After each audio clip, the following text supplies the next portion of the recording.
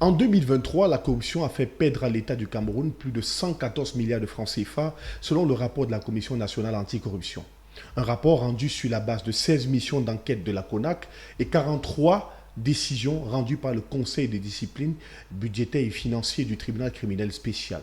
Un phénomène qui demeure galopant en 2025 dans le secteur éducatif, les transports, au niveau des collectivités territoriales décentralisées, ainsi qu'au sein de l'administration territoriale pour la signature et la délivrance des documents officiels. Si la corruption gangrène une franche partie des activités au Cameroun, il n'en demeure pas moins que son impact sur les institutions entraîne à la fois des lourdeurs administratifs et des traitements parcellaires des dossiers, parfois en totale défaveur des moins offrants. Lutte contre la corruption et refondation des institutions, tel est le thème de cet entretien vérité sur Africa Renaissance qui reçoit aujourd'hui une des figures publiques les plus importantes dans le paysage médiatique camerounais. Ces analyses pointues et chirurgicales font de ce politologue que nous recevons ce jour une voix qui compte en matière d'analyse logique et sans complaisance. Il y a quelque temps, il a pris la résolution de faire une grande tournée nationale afin d'aller au contact des populations dans les tréfonds du pays dans le but de partager avec eux leur réalité et leur souffrance quotidienne. Aristide Monod est notre invité de ce numéro d'entretien vérité. Mesdames, Messieurs, bonsoir à tous et à toutes. Bienvenue, vous êtes sur Africa Renaissance TV. Aristide Monod, bonsoir. Bonsoir Romaric Tenda, bonsoir à tous vos téléspectateurs. Merci pour cette invitation. C'est un honneur pour nous de vous recevoir. Qu'est-ce qu'on va dire d'entrée de jeu? Stop et fin pour votre tournée ou alors elle va reprendre bientôt? Je crois que nous avons pris un engagement devant les Camerounais. Nous avons dit que nous allons faire les 10 régions du pays et je crois que nous en avons déjà fait 5. Il nous reste aujourd'hui la région de l'Ouest, la région du Sud, la région du Nord, la région du Centre et la région du Nord-Ouest. Je crois que nous avons encore assez de ressources dans les jambes pour parcourir le reste des localités du Cameroun. Alors, petit bilan de la première étape. Qu'est-ce que cela vous a coûté sur le plan physique, sur le plan financier et surtout sur le plan du contact physique avec les populations? Déjà, il faut rappeler à l'endroit de vos téléspectateurs qu'il s'agit d'une initiative personnelle, oui, d'un leader d'opinion qui décide d'apporter sa contribution dans la sensibilisation des Camerounais à s'inscrire massivement sur les listes électorales. Et nous avons pensé qu'il est temps que les acteurs de la société civile essayent de se départir de leur toge de donneurs de leçons ou de critiques acerbes à l'endroit de l'opposition, qu'ils aillent eux-mêmes sur le terrain pour briller par le bon exemple et pourquoi pas apporter leur contribution afin que l'opposition ne se sente plus orpheline de la société civile. Et vous savez bel et bien que dans les démocraties assez évoluées où les populations, les peuples sont assez mobilisés, la dynamique est généralement impulsée par la société civile. Malheureusement au Cameroun, nous avons beaucoup plus une société civile des plateaux de télévision, une société civile qui brille par la production des rapports et des dénonciations, mais qui a du mal à couvrir le territoire national. Lorsqu'elle s'essaye sur ce terrain, c'est beaucoup plus dans les espaces urbains, donc c'est-à-dire Yaoundé, Douala. Pourtant, le Cameroun, c'est... Il y a l'arrière-pays. Le Cameroun, c'est 360 communes. Si on totalise Yaoundé, si on totalise l'Umfundi et le Vouri, c'est 13 communes. Et or, nous avons besoin d'une certaine impulsion citoyenne dans le reste du pays. Alors aujourd'hui, en termes de bilan financier, je suis aujourd'hui mal placé pour évaluer, étant donné que nous sommes encore à mi-parcours. Oui. Mais pour ce qui est de la dépense physique, la dépense intellectuelle aussi, je crois que c'est assez épuisant.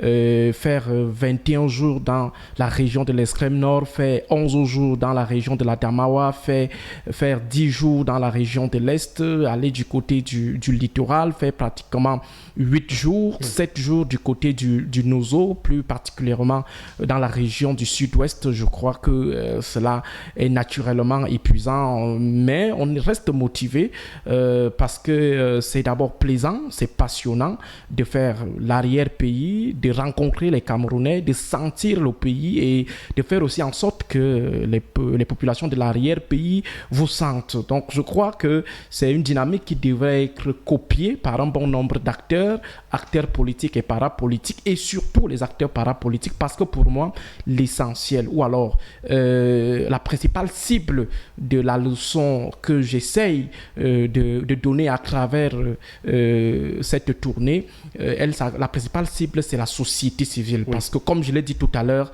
il faut que la société civile camerounaise essaye d'abandonner un tout petit peu sa toge de donneur de leçons aux opposants. Alors, on vous consacrera naturellement, peut-être vers la fin de votre tournée, une émission spéciale. Merci d'avance. Au courant de laquelle vous allez peut-être nous décliner ce que vous avez vu, choses vues, entendues sur le terrain et sur quoi votre démarche va par exemple déboucher, si ça aura un impact sur l'élection présidentielle de 2025 à venir. Merci. Mais aujourd'hui, on échange avec vous sur la problématique de la corruption et la refondation des institutions au Cameroun. Et cette corruption, justement, est de plus en plus poussée dans ce pays. D'après le 13e rapport de la CONAC, 7548 dénonciations ont été portées à l'attention de cette institution en charge de la lutte contre la corruption en 2023. On dénombre également 16 investigations pour 69 milliards de francs CFA en jeu. Qu'est-ce qui accentue la corruption malgré la présence d'un organe comme la CONAC au Cameroun? Il faut dire que la corruption est systémique au Cameroun. Systémique, elle est également structurelle. Systémique dans la mesure où elle permet le fonctionnement du système politique actuel. Le régime de Yaoundé est bâti sur la corruption. Lorsqu'on parle par exemple de la néopatrimonialisation, de la patrimonialisation de l'État, et certains parlent de la néopatrimonialisation de l'État, cela renvoie à la privatisation à des fins de prédation. La privatisation de l'État et de ses ressources à des fins de prédation. La prédation étant ici la consommation illicite des ressources qui reviennent à la grande masse. Donc, si on va suivant ce paradigme, si on fonde en fait l'ADN du régime de Yaoundé, du système en place sur le système néopatrimonial, parce que néopatrimonial, c'est comme si le patrimonialisme avait subi des aménagements ou alors avait été dilué. Je préfère rester dans le patrimonialisme. Alors, si on pense l'État, on réfléchit l'État du Cameroun à partir de ce paradigme, il est clair que la corruption et le régime de Yaoundé, c'est pratiquement le parfait amour. Donc, le système qui dirige aujourd'hui le Cameroun est un système qui vit par la corruption, qui vit de la corruption, par la corruption et pour la corruption. Et du coup, ça devient... concrètement, ce que j'aimerais vous dire, c'est que si on essaye d'anéantir la corruption au Cameroun, le système tombe. Le régime tombe immédiatement. Pourquoi? Je vais vous prendre un cas simple. Oui.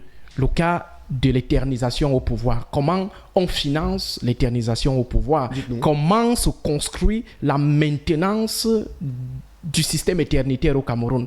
Le système éternitaire, c'est en fait un système de prince principal et de petits princes. On a une principauté, le Cameroun est considéré comme une principauté avec un prince qui s'appelle M. Biya Paul.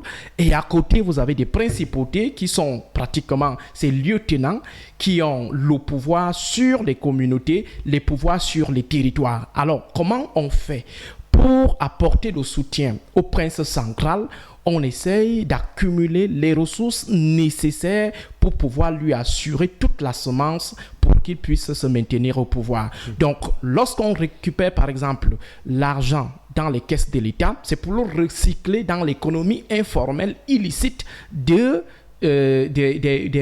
élections. C'est-à-dire que lorsqu'on finance, par exemple, les appels à candidature, lorsqu'on décide de donner à chaque participant un billet de 2000 francs, lorsqu'on décide, par exemple, d'aller offrir en son nom personnel des fourrages, pourtant on touche à peine 1 million de francs CFA, il faut dire que c'est avec l'argent de la corruption. Et tout cela, le bénéficiaire final, c'est le président de la République qui assure donc en fait la paternité du système éternitaire. Si on prend par exemple le cas de l'achat des consciences des opposants ou des acteurs de la société civile à qui on remet des grosses mallettes d'argent, vous pensez que ceux qui leur donnent toute cette grosse somme les récupère où? C'est ce qui est récupéré ou alors c'est ce qui est pioché dans les caisses de l'État. Donc, le système actuel ne vit que de la corruption, par la corruption et pour la corruption. Donc, c'est pourquoi ça devient un peu difficile de pouvoir compter sur le président de la République ou alors de faire confiance au président de la République parce que le faire, c'est comme lui demander de s'auto-flageller ou alors de vous donner des instruments qui vont concourir à sa destruction ou à la destruction de son système. C'est pourquoi aujourd'hui, toutes les initiatives qui ont été mises sur pied pour combattre la corruption sont totalement vouées à l'échec. Et pourquoi? Parce qu'au sommet, on est conscient du fait que si on combat la corruption, le système va s'écrouler. L'article 66, par exemple, la non-application de l'article 66 en dit long. Sur la déclaration des biens. Exactement. Le fait de ne pas appliquer cette disposition de la Constitution 30 ans après renseigne à suffisance sur le fait que le système n'a aucun intérêt. Le président de la République lui-même n'a aucun intérêt à demander à ses lieutenants de stopper la saignée au niveau des caisses de l'État. Pourtant, la mise sur pied du tribunal criminel spécial, par exemple, visait à traquer les personnes qui détournent l'argent dans les caisses de l'État pour permettre aux institutions d'être véritablement fonctionnelles. On en a qui, aujourd'hui, sont en prison et qui payent le prix pour cela. Est-ce que ce n'est pas un début de lutte contre la corruption? Je dis bien, il n'y a pas une volonté réelle de combattre ou de lutter contre la corruption au Cameroun. Du moment où la Constitution, qui est la mère des normes, la norma normarum, n'est pas respectée en la matière, je vois mal comment des dispositions subalternes viendront exposer la réelle volonté du chef de l'État à combattre les prévaricateurs ou à lutter contre la corruption. Et donc ce qui est fait actuellement, c'est quoi? Donc ce qui est fait aujourd'hui, je vais vous dire, Romaric, ce qui est fait aujourd'hui, c'est l'instrumentalisation des faits de corruption à des fins d'élimination politique. Ça veut dire que nous sommes dans un système où tout le monde est présumé détourneur des fonds publics. Alors, à quel moment le policier de la fortune publique, entre guillemets, décide de se mettre en branle dans le cas de l'opération Épervier, du moment où il y a une opportunité de règlement de compte ou de purge politique? Je ne dis pas que ceux qui sont aujourd'hui dans les filets de l'opération Épervier, je ne dis pas qu'ils sont innocents ou alors ils n'ont pas mis le doigt dans le pot de confiture. Le problème, c'est le choix de ceux qui ont eu à mettre le doigt dans le pot de confiture. Donc, si on va sur la logique, suivant la logique de la généralisation de la corruption, la généralisation de l'esprit de détournement, de vol chez tous ceux qui entourent le président de la République, il est donc clair que si on veut vraiment combattre la corruption, on devrait normalement arrêter tout ce beau monde-là, ne serait-ce que dans le cadre de la présomption de détournement. Vous avez le cas récent de la Covid-Gate. La Covid-Gate. Avec le rapport de la Chambre des comptes. Alors, lorsque la Chambre des comptes finit d'énoncer tout cela, on a pratiquement 167 milliards qui sont en jeu dans l'affaire. Les choses où les torts sont établis de manière étanche ou quasi étanche par le Conseil, par la Cour suprême, qui est la première instance judiciaire de notre pays. Sa chambre estime qu'il y a eu tel fait, tel fait, tel fait. Les faits sont tangibles ou alors quasi tangibles. Et à la fin, on vous fait savoir que pour le moment, après avoir traîné plusieurs années, on vous dit que pour le moment, on n'a que mis la main sur 4 individus qui sont insignifiants dans la chaîne de responsabilité établie par le premier, deuxième et troisième rapport de la Chambre des comptes. Oui. Alors, on se demande, à ce rythme, on finira par mettre la main sur les cerveaux, peut-être quand ils ne seront plus de ce monde. Donc, pour vous faire savoir que la volonté affichée masque tout simplement une certaine intention d'instrumentaliser la justice à des fins purement politicienne. Et on a aussi un droit de se poser la question, pourquoi ce sentiment d'impunité vis-à-vis des autres? Parce que je précise que dans le rapport 2023, la CONAC n'avait pas fait mention, par exemple, des affaires Glencore et Bourbon, dans lesquelles des agents publics camerounais de 2 sociétés d'hydrocarbures de la Direction générale des impôts ont été cités pour avoir, je rappelle, je précise bien, tel que mentionné, perçu des pots de vin. Alors, je crois que il faut aujourd'hui interroger la pertinence et l'opportunité de la multiplication des instances en charge de lutte contre la corruption. Oui. Vous avez la CONAC, vous avez le CONSUPE, vous avez le TCS, vous avez l'ANIF et bien d'autres institutions. Alors, est-ce que le législateur qui a décidé de la création de ces institutions, est-ce que le président de la République, celui qui promulgue les lois, qui a décidé de créer ces institutions, était dans des prédispositions de quelqu'un qui veut combattre véritablement la corruption, ou alors quelqu'un qui veut juste démontrer qu'il lutte contre la corruption? Pas démontrer même, montrer. Parce qu'il y a une différence entre la logique monstrative et démonstrative. Le montré, c'est juste pour essayer de prouver qu'on est vraiment... Or, dans la démonstration, c'est qu'on vient avec des arguments, avec des éléments de fait, pour que le Camerounais comprenne que désormais, M. Biya Paul est engagé dans la lutte contre la corruption. Donc, aujourd'hui, le rôle de la CONAC est le rôle, je ne sais pas, de la presse. Relayer les faits et après, blackout. Alors, est-ce que vous pensez que la CONAC et le tribunal criminel spécial fonctionnent sur la base des rapports à tête chercheuse dans la lutte contre la corruption? Déjà au niveau de la CONAC, certains pensent que la CONAC elle-même elle est corrompue. Parce que, pas corrompue dans le sens, pas forcément dans le sens des détournements. Tout à fait. Dans le sens où elle n'est pas du tout sincère dans sa démarche ou dans le choix de ses clients. Parce que on a l'impression qu'il faut juste présenter quelque chose chaque année pour justifier peut-être les salaires qui sont récoltés ça et là par les différents membres de cette institution. Pour ce qui est du TCS, comment le TCS agit? Est-ce que les juges du TCS jouissent pleinement de leur autonomie, de leur indépendance? Est-ce qu'ils agissent en âme et conscience, ou alors tout le monde attend que les ordres viennent d'en haut?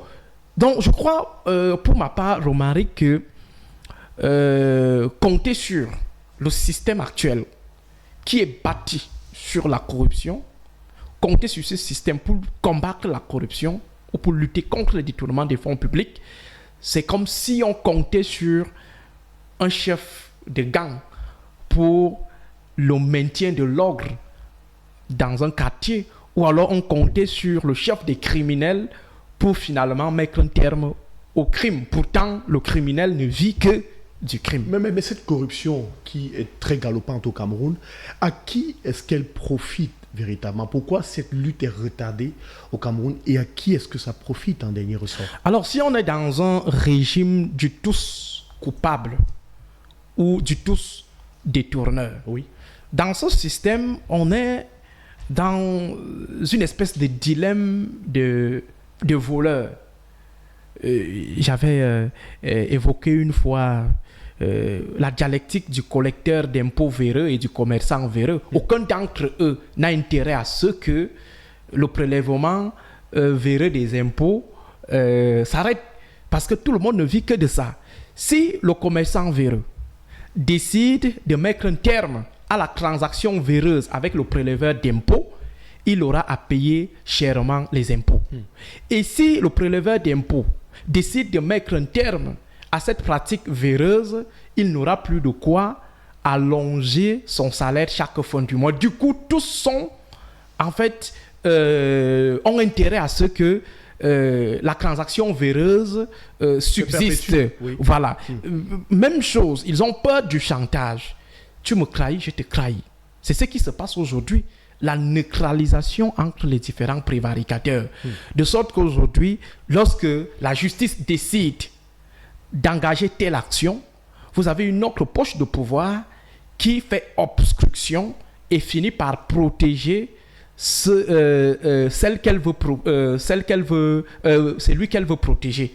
Donc, juste pour vous faire savoir que si effectivement on décide d'ouvrir les dossiers noirs en lien avec la gestion de l'État, nous aurons pratiquement tout l'establishment en prison. Alors, docteur Monod, quelle est la répercussion de cette corruption sur le bon fonctionnement des institutions au Cameroun? Pas seulement le bon fonctionnement des institutions, mais du bien-être des Camerounais. Du moment où on décide d'allouer des montants assez élevés pour la construction peut-être de 1000 forages, de 2000 forages, et qu'à la fin, l'argent a eu à prendre une autre direction. Du coup, on n'aura pas de forage et les populations vont mourir de soif. Donc, il y a déjà l'impact au niveau de la vie des populations parce que les politiques publiques qui doivent être financées par les ressources détournées ne sont pas finalement mises en œuvre. Et c'est la population qui prend un coup. Maintenant, au niveau des institutions, du fonctionnement des institutions, je crois qu'aujourd'hui, au regard de l'état d'esprit des uns et des autres, les institutions n'ont aucun souci parce qu'elles continuent de fonctionner malgré qu'elles ne soient pas vraiment rentables, malgré qu'elles n'offrent pas aujourd'hui les garanties en termes d'offres en bien-être. Mais toujours est-il que ces institutions fonctionnent. Mais il y a un problème qui n'est pas souvent assez relevé, c'est celui de la compétence des ressources de l'État, ressources humaines de l'État. Parce que lorsqu'on décide de recruter sur la base de la corruption, forcément, il y a une incidence ou il y aura une incidence sur la rentabilité du personnel. Je prends le cas des universités. Lorsqu'on décide de recruter les docteurs, chômeurs, sur la base de la corruption, sur la base du favoritisme, sur la base du copinage, du coup, vous n'aurez pas des enseignants compétents dans les amphithéâtres. Au niveau même des départements ministériels, lorsqu'on décide de recruter, non pas sur la base de la méritocratie, mais sur la base des affinités de la corruption, du coup, vous aurez des individus, de un, qui ne maîtrisent rien, de deux, qui vont venir tourner les pouces toute la journée, de trois, qui seront toujours tentés de reproduire le schéma qui les a aidés à arriver à ce niveau.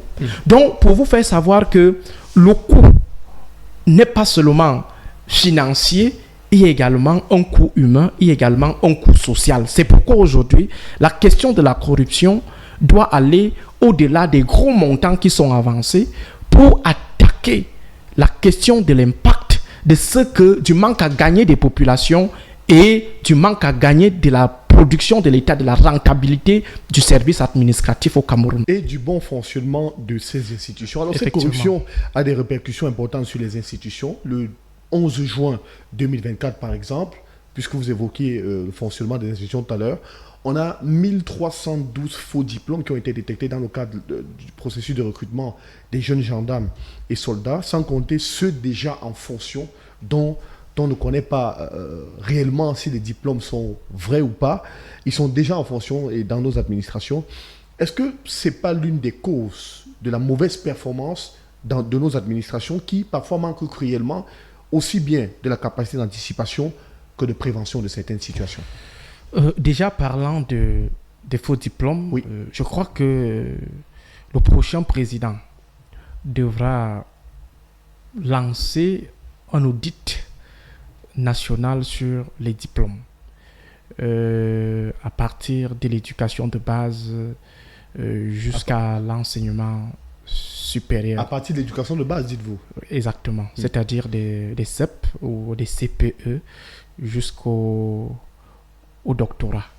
Parce qu'il faut quand même dire que la diplômie a produit beaucoup de faux diplômes, beaucoup de faux diplômés, beaucoup d'usurpateurs de diplômes, d'usurpateurs de titres universitaires. Donc il est important que le prochain président ouvre en fait le champ de la lutte contre ces usurpations ou ces faux diplômes.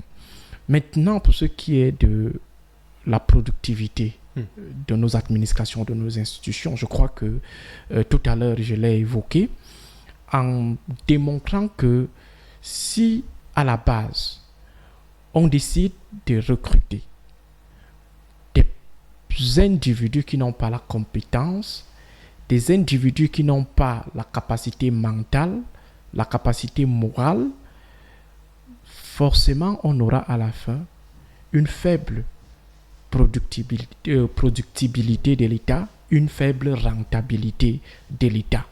C'est pourquoi vous avez aujourd'hui des institutions qui produisent des résultats insolites. Vous n'avez qu'à lire certains communiqués ou certains actes pris par les administrateurs, par nos ministres.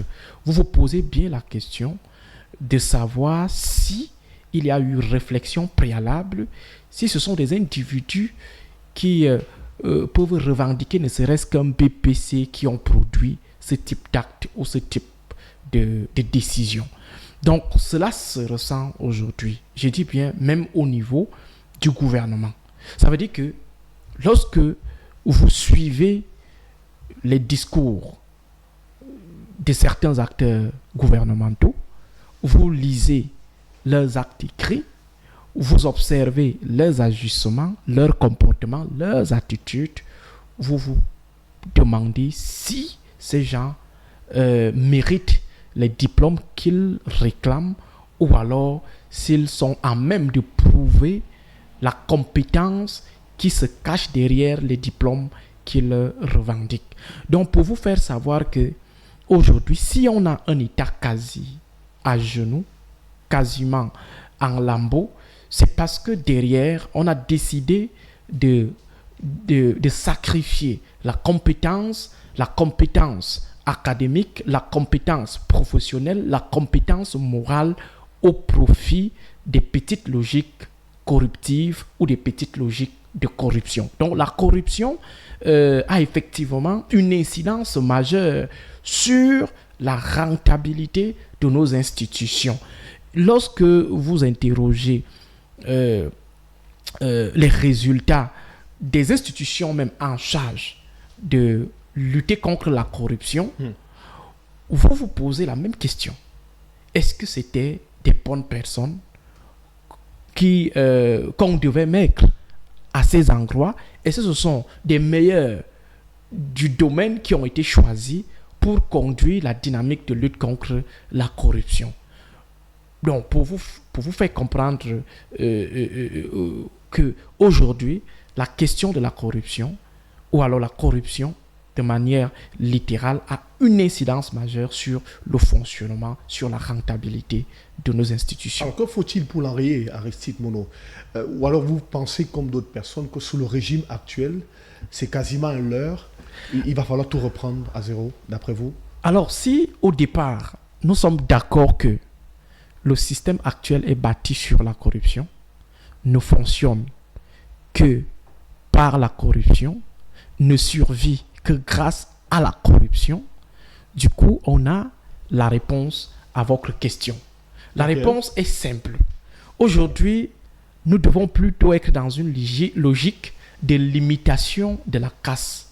Il faut juste limiter les conséquences. Il faut limiter les gaffes. Mais dire qu'on va combattre la corruption en misant sur ceux qui ne vivent que de la corruption, ne survivent que grâce à la corruption, c'est être totalement naïf.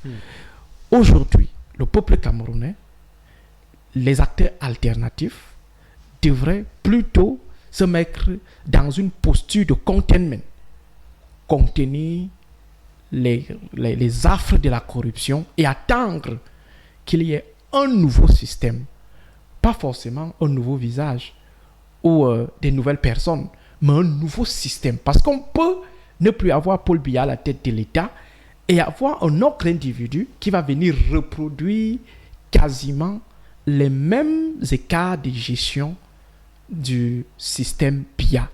Ça peut être par exemple un de ses ministres, par un coup de force, un de ses grands officiers.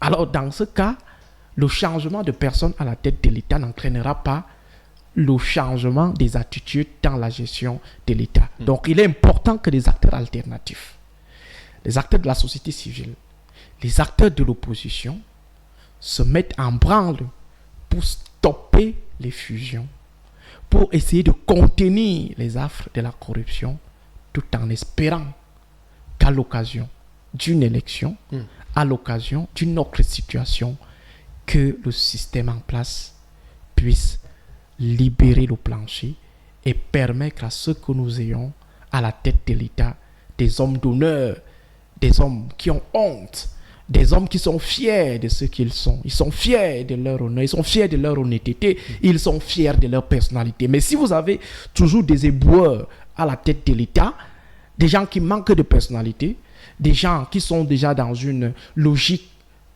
du sagat, je vous assure, il n'y a rien à espérer de ce type de personnes.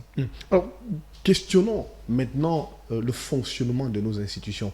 On nous a appris à l'école, par exemple, qu'il y avait deux catégories d'institutions au Cameroun, les institutions idéologiques et les institutions répressives. Si on va dans la logique des institutions idéologiques, on va prendre des ministères d'enseignement, on va prendre beaucoup d'autres institutions qui, sur le plan idéologique, travaillent à construire un certain idéal au Cameroun. Comment trouvez-vous leur fonctionnement et leur direction particulièrement? Voilà, c'est intéressant de revenir sur les instruments des appareils étatiques, les instruments de l'État. Tout à fait. L'appareil idéologique oui. L'appareil répressif. L'appareil idéologique au Cameroun, comme les autres appareils étatiques, est sous l'emprise de l'ordre politique actuel.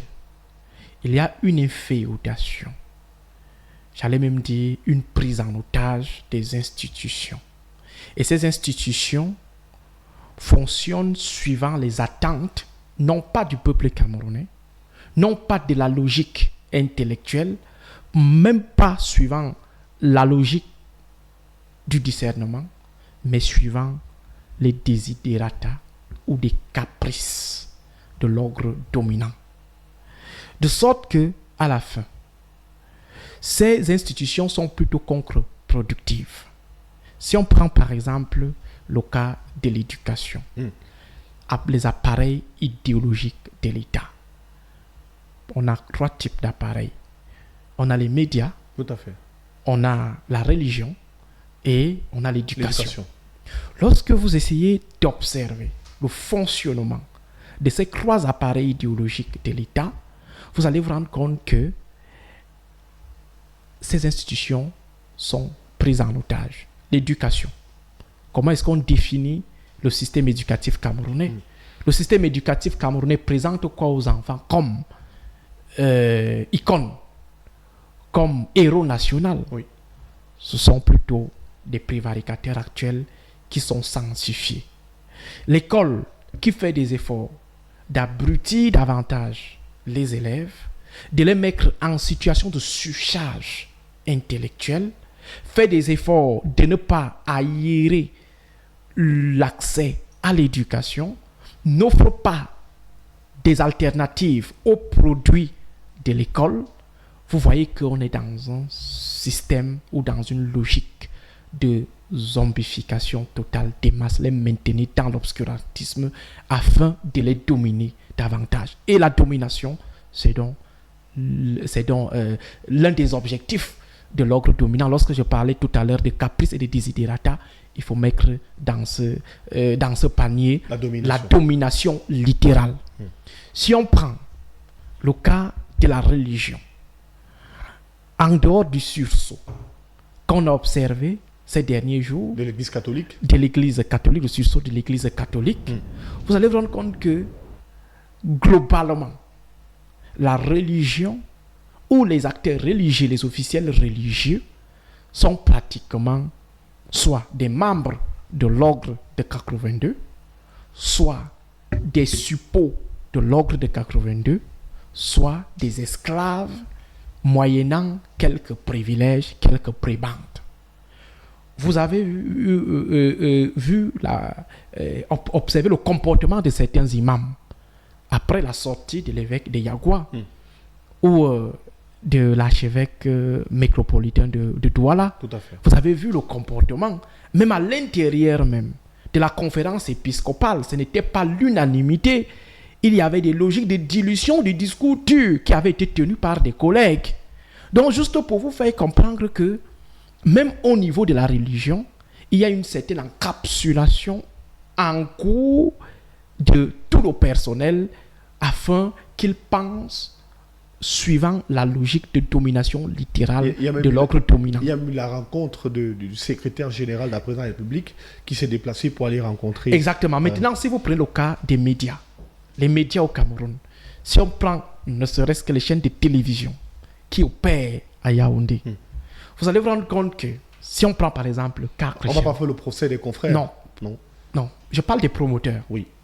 Les promoteurs qui ne sont pas forcément vos confrères. Tout à fait. Voilà. Lorsque vous essayez de checker le background politique des différents promoteurs, ne serait-ce qu'à Yaoundé, vous allez vous rendre compte que quasiment à 100%, ce sont des membres engagés. Je dis engagés, ce ne sont pas des acteurs passifs, mais des acteurs actifs, soit du Rassemblement démocratique du peuple camerounais, soit de l'ordre dominant, avec un système de censure qui ne dit pas son nom. Lorsque vous essayez, vous vous levez le matin, vous consultez les différentes unes de la journée, vous allez vous rendre compte que sur 10 presses, il y a au moins 8 qui parlent soit de l'ordre de 82, l'ordre dominant en général, soit d'un membre de l'ordre sur des faits insignifiants, voire même insolites. Vous vous levez un beau matin, vous lisez X, le modèle de développement, le modèle de la rectitude, mais vous vous demandez, mais est-ce qu'on parle de la même personne? Alors vous vous rendez compte que même au niveau de la presse, à quelques exceptions près, au niveau de la presse, c'est pratiquement l'encapsulation. Donc, juste pour vous faire comprendre que les institutions, l'appareil idéologique de l'État, dans ses différents démembrements, est pris en otage par la pensée de domination littérale qui gouverne le mode d'action et le fonctionnement du régime de Yaoundé. Et que dit Dr Aristide Monod de l'appareil répressif et de ses institutions? Je crois que je resterai focus sur mon principe de base, sur mon paradigme de base qui me permet d'analyser l'état du Cameroun dans sa dimension pouvoir rationnel légal, c'est-à-dire sa dimension gouvernementale. Lorsqu'on dit l'État, ça veut dire l'appareil gouvernant. Si on reste d'accord qu'on est dans une logique de patrimonialisation de l'État, et qui dit patrimonialisation dit privatisation de l'État à des fins de prédation.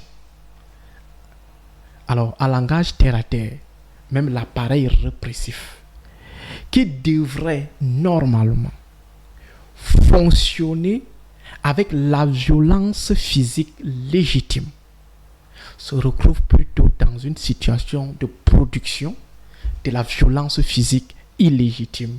Et pour cause, cet appareil est également privatisé par l'ordre dominant. Et des éléments de cet appareil, pas des éléments subalternes, mais des éléments de haut de cet appareil, sont également sous le coup des différentes catégorisations faites tout à l'heure lorsqu'on parlait des acteurs religieux. Il y a les membres de l'ordre de 82, il y a des suppôts et il y a également des esclaves de l'ordre de 82. Du coup, on est dans une situation de conservation commune des positions de pouvoir qui donnent lieu à des positions de prévarication ou de captation des privilèges indus. Et c'est pourquoi vous pouvez, par exemple, voir un général plus violent qu'un homme politique lorsqu'il a affaire à une adversité politique. Il est plus violent que le politique. Vous pouvez rencontrer un colonel qui est plus violent qu'un homme politique devant une situation d'adversité. Ça signifie que lorsque, par exemple, vous parlez de la question du code électoral, vous estimez qu'il est important qu'on adresse ce problème à M. Paul Biya de manière offensive ou de manière un peu plus directe. Ce n'est pas M. Paul Biya qui est énervé. Ce n'est pas lui qui a les yeux rouges. Ce n'est pas lui qui a le visage froissé. Ce sont ces acteurs qui, en principe, ne devraient pas être concernés par le débat, devraient plutôt faire preuve de neutralité, d'impartialité. Ce sont ces acteurs qui sont les premiers à intervenir. Du coup, au moment où vous êtes en train de projeter votre action, ces acteurs ont déjà encerclé votre maison. Ces acteurs vous ont déjà mis sur écoute. Pourtant, en principe, ils n'ont aucun intérêt à ce que le débat soit court-circuité. Mais ils le font. Pourquoi? Parce que ils agissent d'une manière ou d'une autre, ils sont soit les membres de l'ordre politique, mais en CREI, soit ils sont des suppôts de l'ordre politique, soit des esclaves de l'ordre politique. Alors, s'il faut parler par exemple des institutions qui sont en charge de l'organisation des élections au Cameroun, on est en 2025, en octobre, ce sera le mois pratiquement le plus important puisqu'on aura la présidentielle. Parlons d'Elections Cameroun et parlons également du Conseil constitutionnel, le fonctionnement. Je reste focus sur mon paradigme, la privatisation des institutions à des fins de prédation. Donc pour vous, toutes ces institutions sont privatisées à ces fins. Du moment où vous avez des fondamentalistes de l'ordre politique qui sont affectés à la tête de ces institutions, je ne sais pas si il faut être un hyper-croyant pour penser un seul instant que ces membres de l'ordre affectés, une fois affectés à la tête des institutions, ils deviendront des born again. Jamais. Comment est-ce qu'ils sont propulsés à la tête de ces institutions? Comment est-ce qu'on les recrute? C'est ça le problème. Alors si aujourd'hui vous avez des institutions qui sont constituées des membres, des fondamentalistes, j'allais dire, des extrémistes de l'ordre politique dominant, qui ont caché peut-être leur carte de militants ou qui ont laissé leur carte de militants dont ils sont sans carte.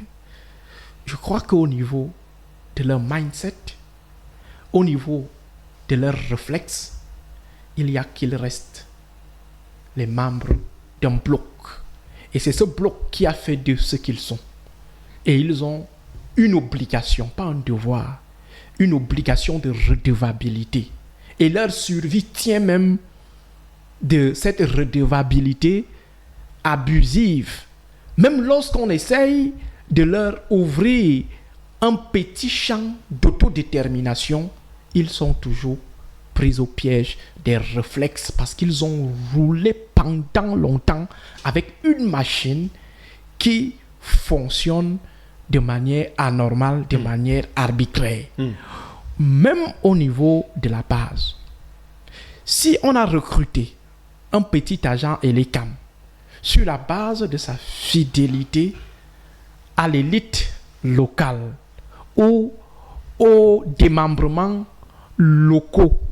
local du parti politique, du coup, il se retrouve dans une situation d'impôt moral vis-à-vis de ceux-là qui lui ont trouvé un petit moyen de gagner un 80 000 francs ou un 100 000 francs CFA. Mais malgré tout cela, est-ce que ça ne devrait pas être un carburant pour l'opposition de regarder toutes ces choses et de se dire, il est temps d'y aller. C'est maintenant qu'il faut travailler pour mettre un stop à tout cela.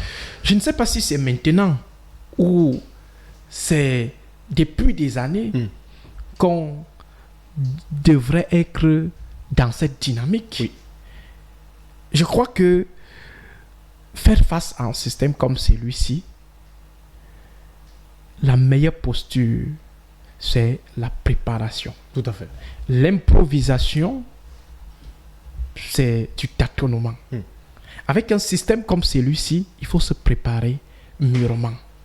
Malheureusement, dans le bloc oppositionnel, on trouve peu d'acteurs engagés dans cette logique.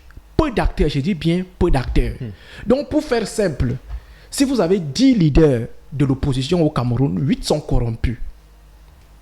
8 sont corrompus. Je dis que si vous avez 10 leaders, je dis si vous avez 10, le problème c'est que, Romaric, et beaucoup ne le comprennent pas souvent, rapidement.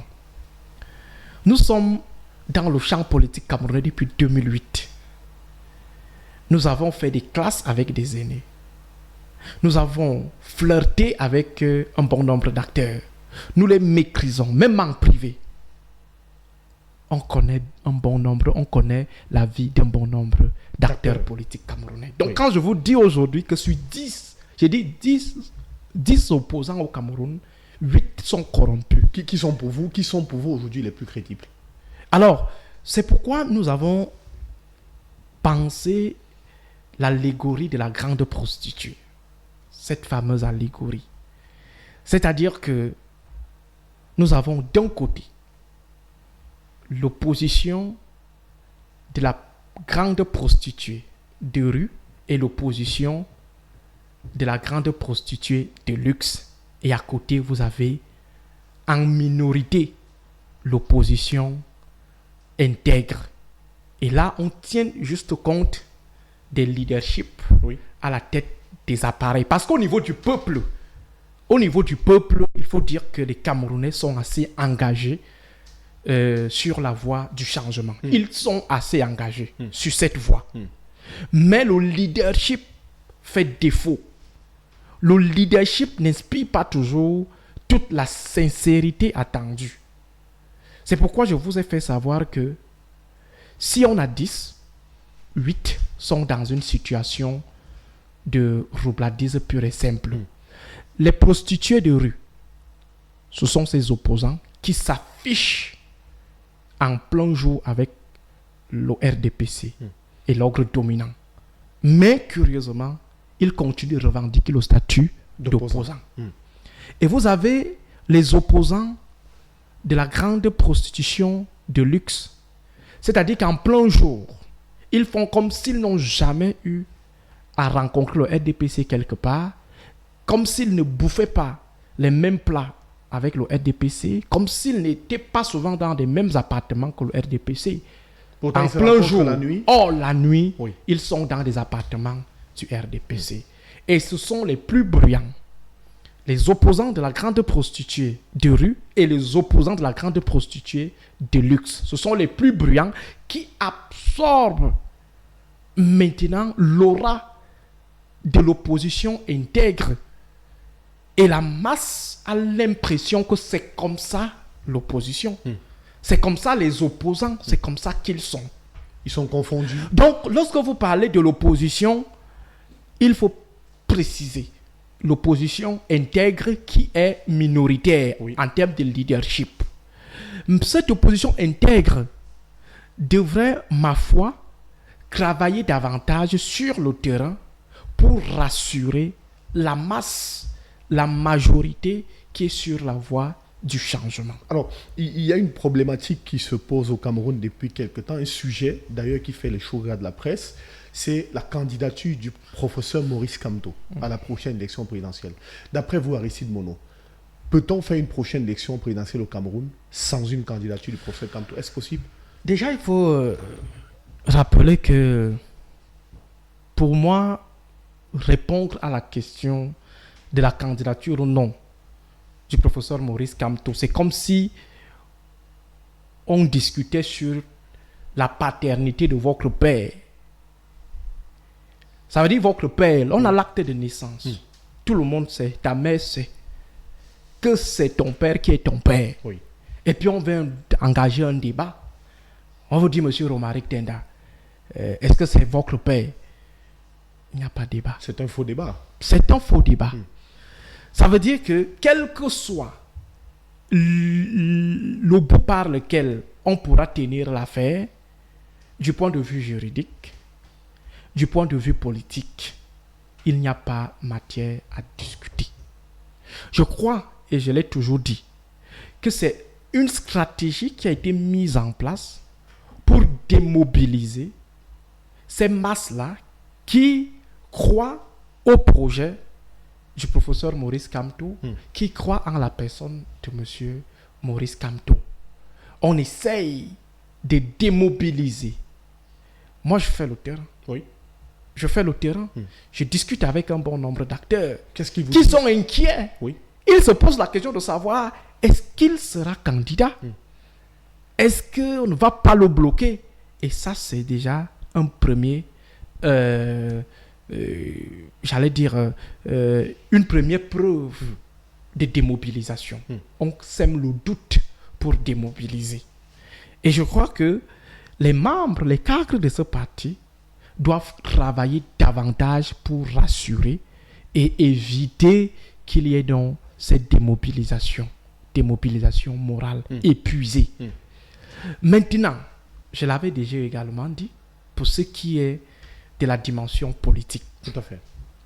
Aujourd'hui, le parti politique qui revendique le taux de sympathie élevé, ne serait-ce que du côté de l'opposition, c'est le mouvement pour la renaissance du Cameroun. Le parti le plus structuré, le mieux structuré, côté opposition, c'est le MRC. Oui. Le parti le plus actif durant toute l'intersaison électorale, la période entre deux élections, c'est le mouvement pour la renaissance du Cameroun. Le parti de l'opposition qui a plus impacté la presse nationale, impacté le débat public, impacté le fonctionnement de l'État, c'est le mouvement pour la renaissance du Cameroun. Le parti qui revendique le leader le plus charismatique, ça veut dire celui-là qui fait plus peur au régime, c'est le mouvement pour la renaissance du Cameroun. Oui. Ça veut dire donc que derrière, il y a une force, et qui dit force dit également une masse. Tout à fait. Si cette masse qui se recrute au niveau international, au niveau national, donc à l'étranger, au niveau national, si cette masse est aujourd'hui désillusionnée, parce qu'on aura éliminé la candidature du professeur Maurice Kamto, quels sont les moyens qui seront mobilisés par l'ordre de 82, par le régime, pour contenir, je ne vais pas parler de contestation, mais du mécontentement. Tout à fait. Ce mécontentement. Maintenant, quels sont les moyens que le régime va déployer pour contenir les frustrations? Parce qu'il faut rappeler que l'alignement derrière le MRC ou le professeur Maurice Kamto, ce n'est pas parce qu'il est beau. Tout à fait. Ce n'est pas parce que le MRC... Non, c'est parce que les gens estiment qu'ils incarnent leur vision de la lutte contre l'ogre de 82. Ils incarnent leur vision du Biya must go. Parce que quand on parle même des visions, on peut croire que les Camerounais ont le temps de lire les projets de société ou des programmes politiques. Non, les Camerounais ont un problème actuellement, c'est que les gars de Yaoundé doivent partir. C'est ça le problème de ceux qui veulent le changement. Ils ne veulent pas savoir, comme l'évêque de Yagua l'avait dit, mieux le diable. Voilà l'état d'esprit des Camerounais qui veulent le changement. Alors, si tous ces Camerounais qui attendent depuis 1990, après le coup manqué de l'opposition de première génération, ils attendent, avec l'opposition de deuxième génération, on va faire comprendre à toutes ces personnes que on va différer. Pour une troisième génération. Pour une troisième génération. Et là, on est à l'ère des réseaux sociaux, où la communication est fluide. On ne peut plus contenir la construction des réseaux. Réseaux de militants, réseaux de sympathisants, réseaux de supporters, réseaux de financiers. On ne peut plus stopper cela. Alors, je crois que pour chuter, Oui. disqualifier Maurice Kamto, c'est disqualifier les appétits, les attentes nourries par les Camerounais pour ce qui est du changement. Et je crois, et je l'ai toujours dit, que il est préférable de décompresser certaines tensions avant le temps, de manière anticipée.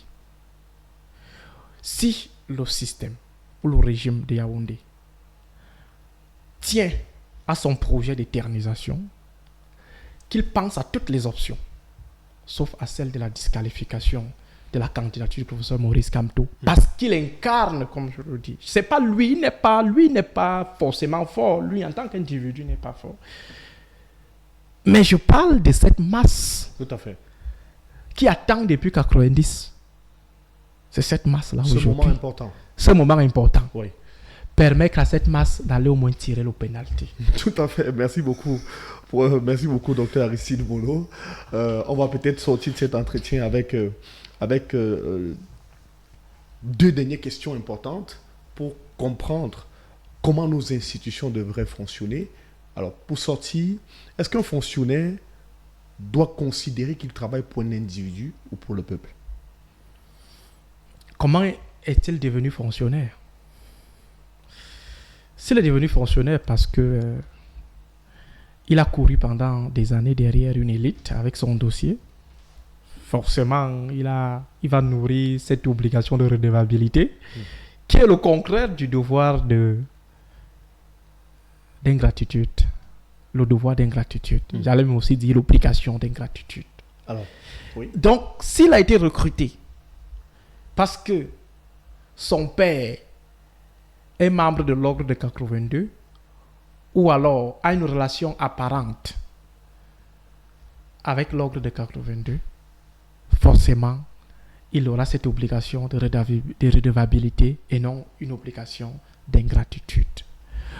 Donc, il faut déjà savoir comment est-ce qu'on produit les fonctionnaires au Cameroun pour comprendre leur état d'esprit ou leur attachement à cette obligation de redevabilité vis-à-vis du système. Mais dans le principe, c'est le devoir d'ingratitude.